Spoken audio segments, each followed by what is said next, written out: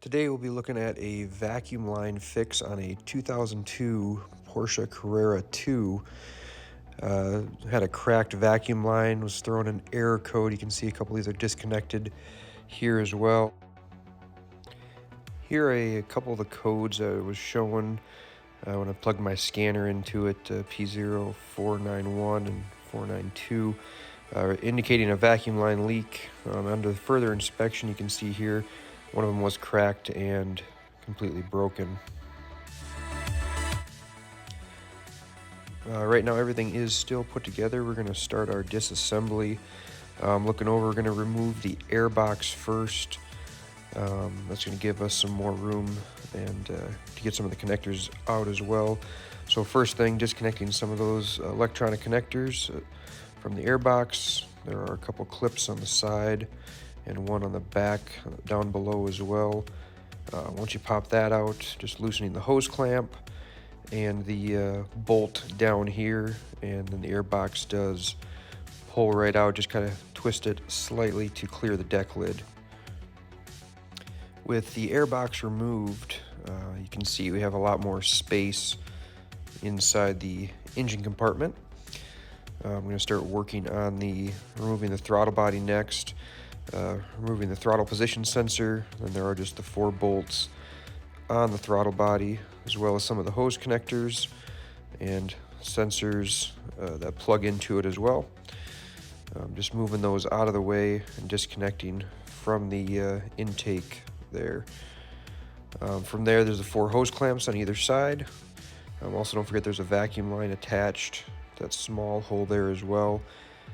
Once all that's disconnected, we're going to loosen the hose clamps on each side and slide the sleeves over the intake. That's going to give us more access back there to, again, reconnect these vacuum lines.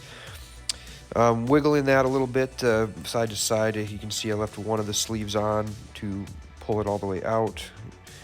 Push the one sleeve on the right side does have a ribbed inside, so it can only go so far, so you want to pull out the left side first there.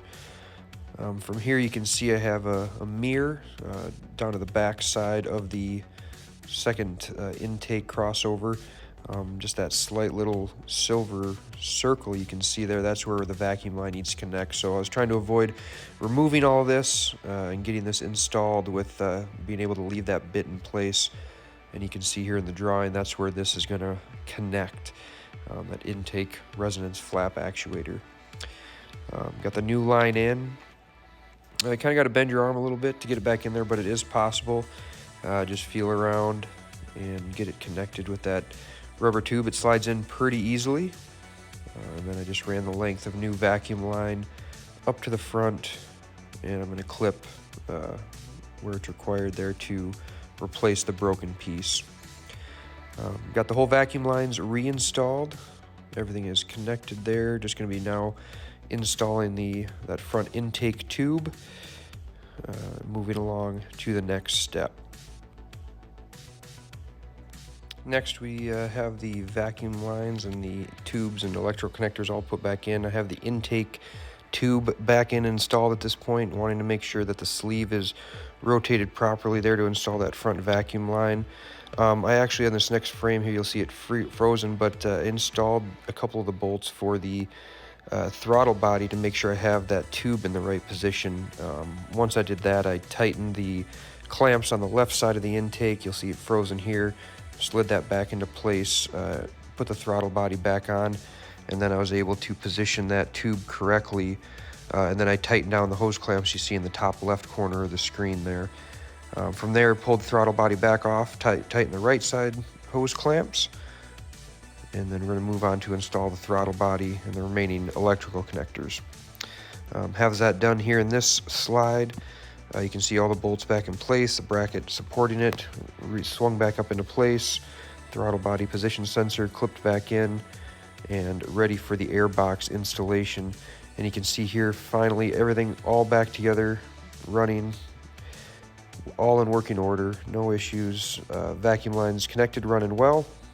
I'm about to take it out for some testing. You can see here in lovely Minnesota, got some wonderful weather for some testing. Might have to make sure we do it in some warmer climates as well. Check engine light is gone. Nothing popped up here. You can see everything running well after idling, getting up to temp. No more check engine light. Out for a nice little drive here. You can see we have some lovely weather, -6 below. Again, looking forward to the summer and getting this out and seeing what it can do.